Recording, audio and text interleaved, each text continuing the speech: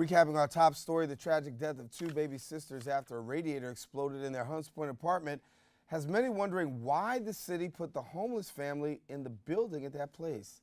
Well, I should say in the first place. The Legal Aid Society filed an action against Moshe Pillar, the owner of the building the girls died in, alleging dangerous conditions in the building. Now, here now to tell us more about the action filed against the landlord, we welcome now the supervising attorney at the Legal Aid Society, Edmund Witter. And to clarify, you didn't file action in this particular case, but you have dealt with Moshe Pillar before. Let's talk about this first of all. And he's not a stranger to being under public scrutiny here. No, he's not. Last year, he was rated number 4 on the worst landlords list published by the public advocate, Letitia James. This is a landlord who has a long track record of neglect of his buildings. Last year, we worked with the building and we sued him twice on the building. There was over 200 violations in the building. This is a guy who has a track record of just neglecting his buildings. He doesn't care. You can sue him and he'll start working on these things, and then as soon as you let off any pressure, he immediately steps back and just goes about his business. This is a guy who I think it's a shame when the city starts putting people in his shelter system and not making sure that he's doing the repairs, because this is somebody they know has a long history of not taking care of his building. So when we look at this, number 4 on the worst landlord list in New York City, the question has to be, what makes something so hard not to get him out, given the fact that we know all of this stuff about him? I really don't know. It's something that sort of perplexes me too. I think when it's particularly in this tragedy, it was a family who was in the shelter system. The city is looking to house people who are in the shelter system, and they're contracting with landlords like this. We first of all shouldn't be contracting with landlords who have this kind of record. Even if the city is going to do that, they need to be on top of him. They need to make sure that he is doing all the work that's necessary in keeping his premises up to code. I mean, just a few days ago, the Department of Housing Preservation Development did an inspection of the building in multiple apartments and found radiator problems throughout the building. It's hard to believe that those just came into existence since this incident happened. Those were already there, but they were just being ignored. And it wasn't until something like this, which I think was a long time coming. So you have the culpability factor. You've got these, 2 young children who died. You've got a city that is outraged. You've got people asking questions. And we know now about Moshe Pillar. We know that he's going to have his responsibility. But then we talk about the city themselves. Because, yes, you're putting people in harmful situations. Talk about their culpability. I mean, this is it's hard to say it's the same. I don't want to say that, but it's definitely, the city does need to have some responsibility here. When somebody goes into the shelter system, they're in the care of the city, and the city needs to make sure that they're putting them into safe places, especially because a lot of the people in the shelter system are some of New York City's most vulnerable. So the action has been filed against him, and let's talk about that. Where do we see things going from here? Well, it's going to be an investigation. There's going to be a long, probably, discovery process to find out what exactly happened. And there are some questions about the circumstances of it. I will say this, though, knowing Moshe Pillar, I would not be surprised if this is due to his neglect of the building and of the conditions in it. Have we heard anything else?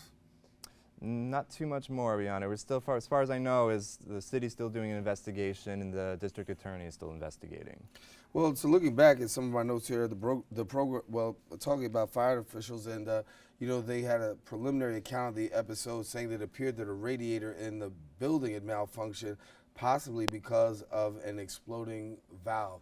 Now, as an attorney, going forward, how do you hold people accountable? How do you go about holding a guy like this accountable, given the fact that there's a lot of repairs, not just in this case, but in other cases, where buildings are just not being maintained?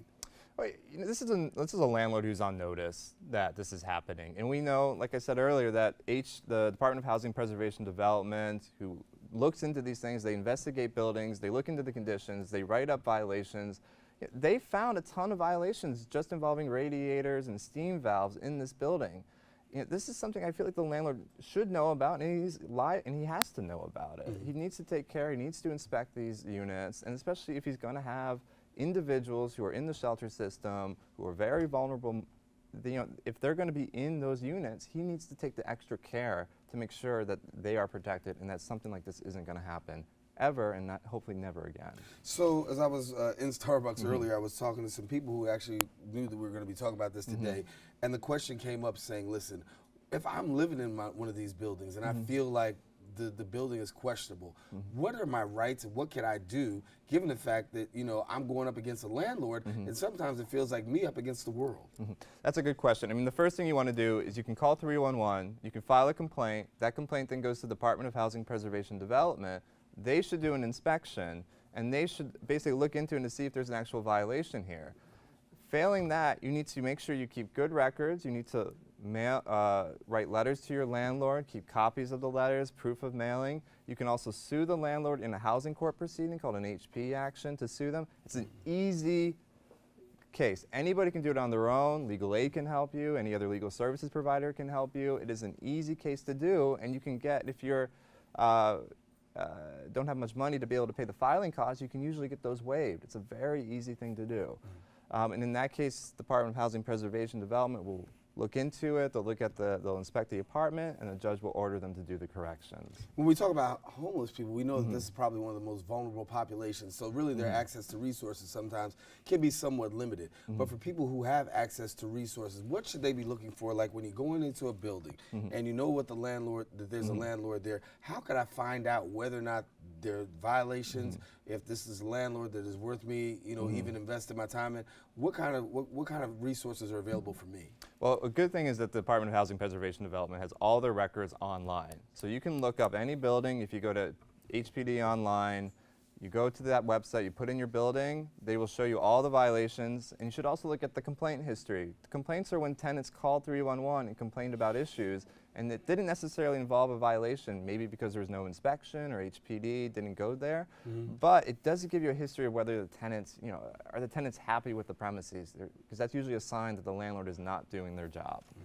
Well, certainly we will continue to follow this case. Tell us in the coming months, or what can we expect coming over the future with regards to this? I think we're going to learn a lot more about what happened here. And so we're going to see, you know, when this case is filed, the landlord has to start opening up and he's going to be asked about what he did in the building, what he knew about, and what his managing agents and anybody else who worked in the building knew about. And we're going to find out a lot more about, you know, to the extent they knew about. And frankly, my experience with this landlord is he knows what kind of condition his buildings are in.